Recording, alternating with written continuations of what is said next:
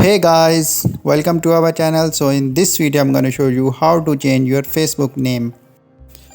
Just open your Facebook account and now what you need to do, just click on these three dots and now here go to setting and privacy. Now you have to click on settings. Now here you can see under the account tab, personal and account information, just click here. So now here you can see the name option, just click on name option. Now you will change your name here, so simply wait. So here you can see you can easily change your name here, and after